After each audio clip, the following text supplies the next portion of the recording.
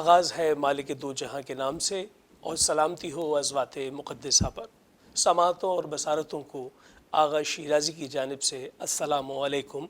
और तोहफ़ा या अली अलैहिस्सलाम मदद। हम इस वक्त मौजूद हैं एक मरतबा फिर मुंतज़र टीवी की स्क्रीन के ज़रिए आपसे वही रिश्ता उस्तवार किए हुए जो रिश्ता मुंतज़र से मुंतज़िर का है, और इस रिश्ते में एक दूसरी नशिस्त जो क़िबला अल्लामा गज़नफ़र अब्बास हाशमी तौसवी साहब के हमरा हम पहले प्रोग्राम के नश्र होने के बाद बेहद शुक्रगुज़ार हैं पूरी मुंतज़र टीवी की मैनेजमेंट कि आपने जिस महब्बत और जिस खुलूस के साथ उसकी पजीराई बख्शी वो हमारे हौसलों को बुलंद करने के लिए बहुत काफ़ी थी। आपकी जानिब से जिस तरह बहुत सारे सवालात आए उससे यकीनी तौर पर हमें यह एहसास हुआ कि मुंतज़र टीवी के ज़रिए से आपके सवालात की जो जवाबात हमने आप तक पहुँचाए उसको आपने बड़ी कदर की निगाह से देखा है। बार दिगर हम एक मरतबा फिर बेहद शुक्रगुज़ार हैं अल्लामा गज़नफ़र अब्बास हाशमी तौसवी साहब के कि आप हमारे साथ मौजूद हैं। सवालात का एक तांता बंधा हुआ है और आप यकीन जानें चूँकि मैं इसमें एक ज़रिया बना हुआ हूँ तो मैं नाज़रीन से ये कह सकता हूँ कि बहुत फ़ख्र है मुझे कि ये समंदर जहाँ से हम ये इल्म जो है वो उसके माखज़ ले रहे हैं, मैं इनके सबसे करीब मौजूद हूँ और यहाँ से यकीनन स्क्रीन के ज़रिए आप तक भी ये पहुँच रहे हैं और आप सब के लिए बहुत सारी मोहब्बतें हैं। अल्लामा साहब एक मरतबा फिर मुंतज़र टीवी की वो नशिस्त जिसमें सब मुंतज़िर हैं, लेकिन एक सवाल मेरे जहन में कल रात से चल रहा था जब आपसे टेलीफोन पे बात हुई और हमने कहा कि आज हम रिकॉर्डिंग करेंगे, तो मेरे जहन में ये चल रहा था क्या मौला इमाम ज़माना हमारी जब आवाज़ सुनते हैं, हमारे आमाल व अफ़ाल को देखते हैं तो मेरे रोंगटे खड़े हो रहे हैं, क्या मुंतज़र टीवी की इस कोशिश को भी देख रहे होंगे? और जहाँ जहाँ मुहिब्बाने इमाम ज़माना मौजूद हैं और वो उनके मुंतज़िर हैं और उनकी आमद के मुंतज़िर हैं, उनकी सारी कैफियत को वो देख रहे होंगे। बिस्मिल्लाहिर्रहमानिर्रहीम। बहुत खूबसूरत सवाल है शिराज साहब, और तमाम मोमिनीन का जानना ज़रूरी है इसके लिए। सबसे पहले अल्लाह कह रहा है क़ुल इअमलू फसयरल्लाहु अमलकुम व रसूलुहु वल मोमिनून। अमल किए जाओ, अल्लाह तुम्हारे अमल को देख रहा है, रसूल देख रहा है, मोमिनीन देख रहे हैं।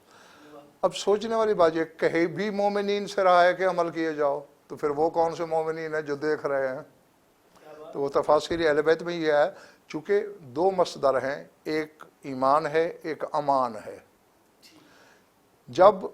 हमारी तरफ ये मसदर मंसूब होता है तो वो ईमान होता है, ईमान लाने वाले, और जब वो मासूमीन की तरफ मंसूब हो तो वो मसदर अमान होता है, यानी अमान देने वाले। या और तफासिर अहले बैत भरी पड़ी हैं, साफ़ी से लेकर तफसीर अबू हमज़ा शुमाली तक, कि यहाँ मोमिनून से मुराद आइम्मा हुदा हैं कि वो भी तुम्हारे अमाल को देखते हैं। और फिर जो शेख मुफीद अलैहिर्रहमा के नाम पे तौक़ी आई है इमाम ज़माना की, पिछले नशस्त में मैं बता चुका हूँ कि तौक़ी क्या होती है, कि जो अब अपने कलम से मासूम तहरीर फरमा दें, तो उसमें मौला ने लिखा है इन्ना नुहीतु इल्मन बिअंबाइकुम वला याज़ुबु अन्ना शयउम मिन अख़बारिकुम। और मैं हम तुम्हारी तमाम अखबार पर इल्मी अहाता रखते हैं, तो तुम्हारी एक शय भी हमारी नज़रों से ओझल नहीं है। फरमाते अगर हम एक नज़र भी तुमसे हटा लें तो हमारे दुश्मन तुम्हें मिटा न डालें। तो यकीनन देख रहे हैं, बल्कि इमाम ज़माना की ज़ात किब्रिया सिफ़ात तो बहुत बुलंद वाला है, जो हमारे अवहाम से, इदराक से, शऊर से कहीं ऊँची है। जो मौला के चार नाइबीन रहे हैं उनका ये मकाम है।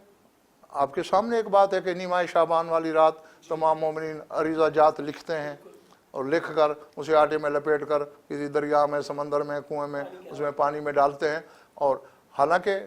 उसमें ये क़ैद नहीं है, ये एक बिना बर शोहरत ऐसा हुआ है कि वो अबुल क़ासिम हुसैन बिन रौह का नाम ले लेते हैं, वरना चार नाइबीन में से किसी का भी नाम लेके ये कहा जा सकता है। आम तौर पर शोहरत यही है कि हुसैन बिन रौह का नाम लेके कहते हैं या हुसैन बिन रौह सलामुन अलैका अशहदु अन्नका हय्युन मरज़ूकुन इंदल्लाह क़द ख़ातबतु कफ़ी हयाती लती लका इंदल्लाह अज़्ज़ा व जल्ला फ़हाज़िही रुक़अती व हाजती फ़सल्लिमहा इला मौलाना साहिब ज़मान अज्जलल्लाहु ज़हूरहु शरीफ फ़अंत सिक़तुल अमीन। क्या है हुसैन बिन रौह, मेरा आपको सलाम पहुँचे, मैं गवाही देता हूँ आप ज़िंदा हैं और खाली खोली ज़िंदा नहीं, मरज़ूकुन इंदल्लाह, आप अल्लाह की इंदियत में रिज़्क़ पा रहे हैं। میں نے آپ کو آپ کی اس زندگی میں مخاطب کیا ہے کہ جو اللہ کے نزدیک آپ کی حیات موجود ہے، یہ میری حاجت ہے، یہ میرا رکا ہے، اسے زمانے کے امام تک پہنچا دیجئے، کیونکہ آپ ثقہ بھی ہیں، امین بھی ہیں۔ تو اب آپ یہ سوچئے کہ صرف پاکستان میں لاکھوں شیعہ ہیں جو ایک ہی لمحے میں وہ عریضہ جات ڈال رہے ہوتے ہیں پانی اور دریا میں، اور بیک وقت ایک ہی نائب کو پکار رہے ہیں۔ تو کیا یہ درس کافی نہیں ہے کہ جب امام کا ایک غیر حجت نائب ان لاکھوں لوگوں کی آواز بھی سن رہا ہے، وہاں حاضر بھی ہے، ناظر بھی ہے، ان کے عریضے لے بھی رہا ہے، وصول بھی کر رہا ہے، تو جو اس کا بھی امام ہے وہ کیا ہوگا؟ کیا عمدہ بات ہے، کیا عمدہ بات ہے۔ اسی بات سے میں اسکرین کے ذریعے یہ بتانا چاہ رہا تھا آپ تمام ناظرین کو کہ آپ کے سوالات آتے ہیں، واٹس ایپ نمبر اور ہمارا ای میل اسکرین پر موجود ہے، وہ سوالات میں سائل بن کر آپ کے بہاف پر آپ کی جگہ پہ رکھتا ہوں علامہ صاحب کے سامنے، اور ان سے جوابات لے کر اسکرین کے ذریعے آپ تک پہنچتے ہیں۔ لیکن میں یہ بھی جاننا چاہ رہا تھا کہ یہ ہماری کوشش، منتظر ٹی وی کی یہ جو کوشش ہے پوری مینجمنٹ کی، کیا یہ بھی بحضور امام زمانہ پہنچ رہی ہے؟ تو آج اس کی تصدیق ملی علامہ صاحب سے کہ مولا اپنے مومنین سے ایک لمحے کے لیے بھی نظر نہیں ہٹاتے، وگرنہ دشمن ہم پر یقیناً حاوی ہو جائے۔ ایک سوال ہے ہمارے ساتھ موجود ہے سید عباس کاظمی خانے وال سے، اور شاید انہوں نے واٹس ایپ کے ذریعے ہم سے سوال پوچھا تھا کہ امام زمانہ کی اس غیبت کبریٰ کے زمانے میں ہماری مومنین کی کیا ذمہ داریاں ہیں، ہماری کیا تیاری ہونی چاہیے، اور وہ کیا طریق ہے جو ایک مومن اپنائے رکھے تاکہ وہ مولا کی توجہ حاصل کر سکے؟ ہاں، یہ میں جہاں تک یہ راستہ سمجھتا ہوں اس سوال کو سب سے پہلے آنا چاہیے تھا، مگر چلو دیر آئے درست آ گیا ہے کہ سب سے پہلے رعیت کو اپنے رائی کے حقوق کا علم ہونا چاہیے۔ واہ، یعنی امام زمانہ جل اللہ ظہورہ شریف کی معرفت کے بعد حقوق تو لا تعداد ہیں سرکار کے، میں گنوانے بیٹھ جاؤں تو بہت سارا لمبا وقت چاہیے، اور ظاہر ہے ہمارے پاس محدود لمحات ہوتے ہیں۔ تو ان کی معرفت کے بعد سب سے پہلی بات جو ہے کہ امام زمانہ کے لیے دعا سے ایک لمحے کے لیے بھی غافل نہ ہو، سرکار کی تاجیل فرج کے لیے۔ واہ، لیکن ایک چیز میں آپ کے توسط سے اور منصر ٹی وی کے توسط سے تمام موالیان حیدر کرار تک یہ بات پہنچا دینا چاہتا ہوں کہ براہ راست امام کو استغاثہ کم کیا کریں۔ بہت عمدہ، ایک بالکل عمدہ بات۔ ہماری قوم میں ایک رسم چل پڑی ہے، اللہ جل کا نعرہ، سرکار کو تکلیف ہوتی ہے اس سے کہ کیا میں خود اپنی مرضی سے پردہ غیب میں بیٹھا ہوں، تم جو مجھے بار بار پکار کے باہر آنے کی تکلیف دے رہے ہو۔ اسی لیے معصوم نے فرمایا دعا مانگی کرو، اللہم عجل لولیک الفرج، آنے والے تو اپنے ولی کا ظہور کر۔ یہ دعا خدا سے کرنی چاہیے، خدا سے کرنی چاہیے، نہ کہ امام زمانہ سے۔ پھر دوسرے، خالی خولی انتظار نہیں، اس کے لیے تیاری ہونی چاہیے۔ میں نے معتبر ترین کتابوں میں یہ حدیث دیکھی، فَاسْتَعِدْ وَلَوْ بِالسَّهْمٍ،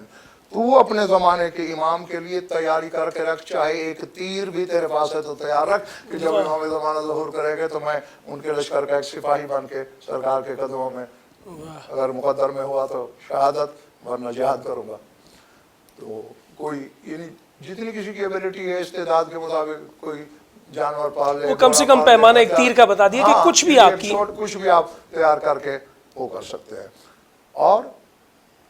پھر امام زمانہ چونکہ پردہ غیب میں بیٹھ کر زیارت ناہیہ میں موجود ہے، لاب کے یا نالا کا بدلہ دموع دمن، کہ میں پانی کے بدلے لہو روتا ہوں، تو جو امام خون رو رہا ہے اس کا عزاداری سے کتنا پیار ہے۔ تو آپ جتنا عزاداری حسین میں اپنے آپ کو منہمک رکھ سکتے ہیں، گویا آپ کا اتنا روحانی قرب بڑھ رہا ہے امام زمانہ کے ساتھ۔ اور جو آپ تک ان کے فضائل کے حوالے سے، شمائل کے حوالے سے، خصائل کے حوالے سے، ان کے سلطنت کے زمانے کے حوالے سے جو احادیث پہنچے، جو روایات پہنچے، انہیں بغیر شک و شبہ کے مان لیں، کیونکہ جب انہی ذوات نے ایک پیمانہ ہمارے لیے مقرر کر دیا ہے کہ ہمیں اللہ نہیں کہنا، ثم قولوا فی فضل اللہ ما شئتم، اس کے بعد تم کہہ کے تو دکھاؤ کیا کہہ سکتے ہو ہمارے بارے میں، کیونکہ کہنے والا اپنے ہی رسائی تک کہے گا، تو یہ لوگ ہماری رسائی سے بالا ہے۔ کیا بات ہے علامہ صاحب، بہت عمدہ آپ نے ایک جو ہے وہ نقطہ دیا جو شاید میرے لیے بھی یقینی طور پر نیا تھا، اور ناظرین نے بھی اسے یقیناً بہت توجہ سے سنا ہوگا کہ دعا، تاجیل امام زمانہ کی دعا آپ اللہ تعالیٰ سے مانگتے ہیں، اس لیے کہ یہ خود ادب کے منافی ہے کہ آپ صرف الجل الجل کی آواز بلند کریں، آپ اللہ تعالیٰ سے دعا کریں کہ تاجیل امام زمانہ ہو، اور چونکہ وہ بحکم ربی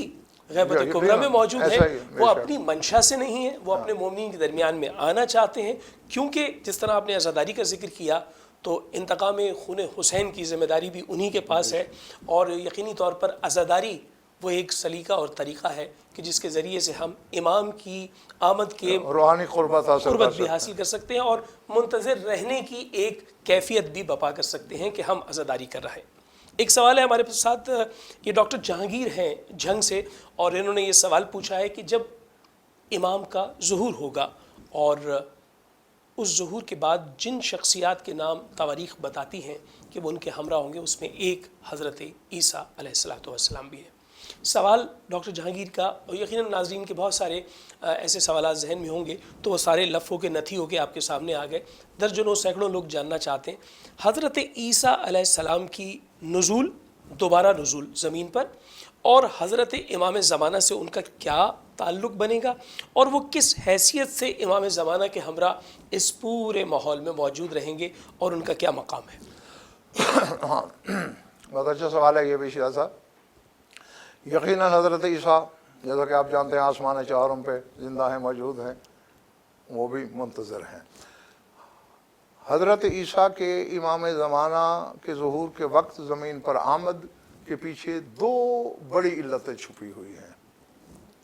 ایک تو یہ کہ جب حضرت عیسیٰ سرکار کی اقتداء میں نماز پڑھ لیں گے، ام من اہل الکتاب الا لیؤمنن بہ قبل موتہ، ہر اہل کتاب مرنے سے پہلے آپ پر ایمان لے آئے گا۔ صاحب ظاہر ہے کہ ایک قوم اپنے اس نبی کو کہ جو اسے ابن اللہ تک ماننے پہ تیار کھڑے ہیں، خدا کا بیٹا کہہ رہے ہیں، وہ جب دیکھیں گے وہ ہمارے رسول کے فرزند کے پیچھے ان کی اقتداء میں نماز پڑھ رہے ہیں، چونکہ ہمارا عقیدہ ہے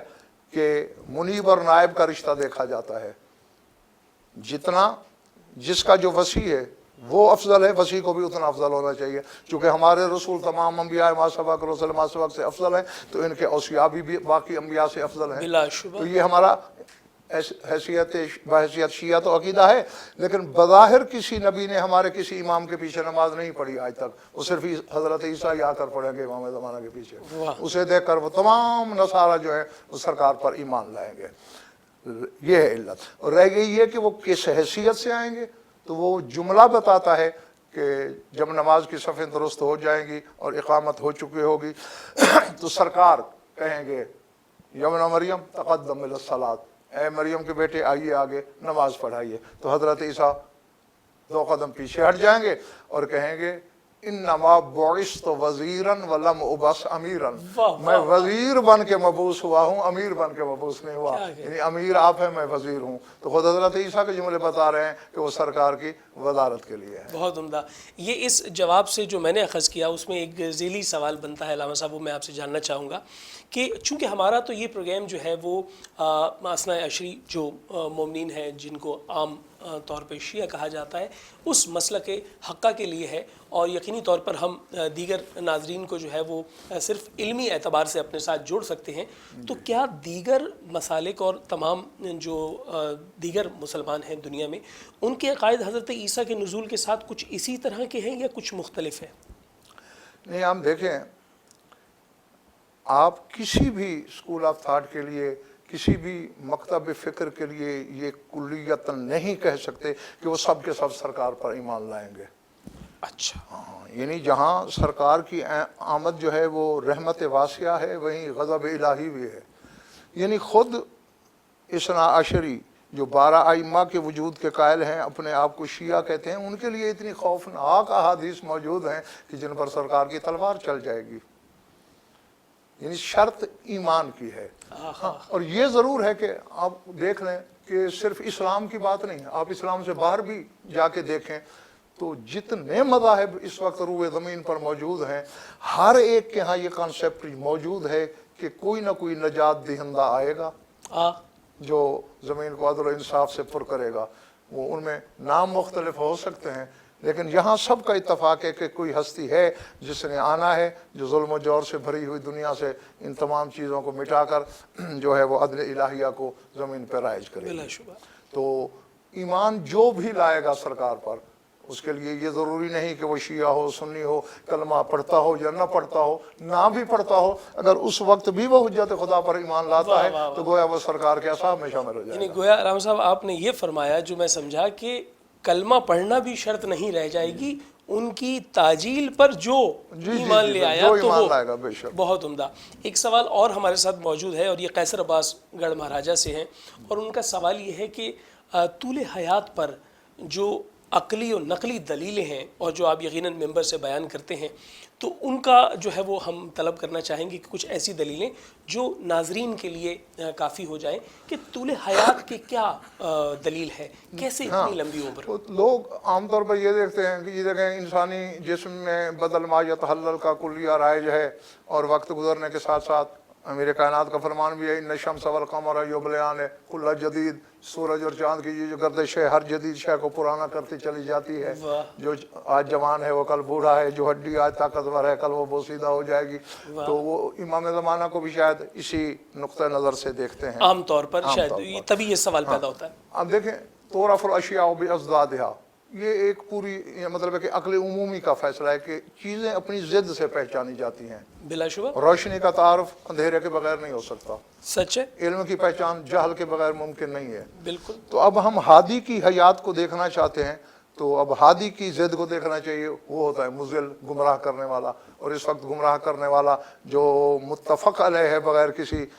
لفظ بولے کہ وہ ہے ابلیس، شیطان۔ تو اللہ نے حضرت آدم کے وقت سے اسے لے کر آج تک اور آج سے لے کر ظہور تک زندہ رکھا ہوا ہے۔ تو جب گمراہ کرنے والا اتنا عرصہ زندہ رہ سکتا ہے، جو ہادی ہے اس کا زندہ رہنا تو بطریقہ اولا سمجھ میں آتا ہے۔ کیا عمدہ، بہت عمدہ۔ لیکن اس میں ایک ذیلی سوال یہ بھی بنتا ہے کہ ایک انسانی پیکر ہے، یعنی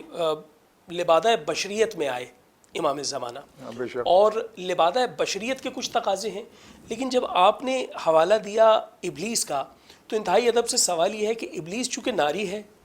اور اس کا جو انگریڈینٹ ہے یا جو اس کے اجزائے ترکیبی ہیں اس میں آگ شامل ہے، بہت خوب۔ اور یہ آپ نے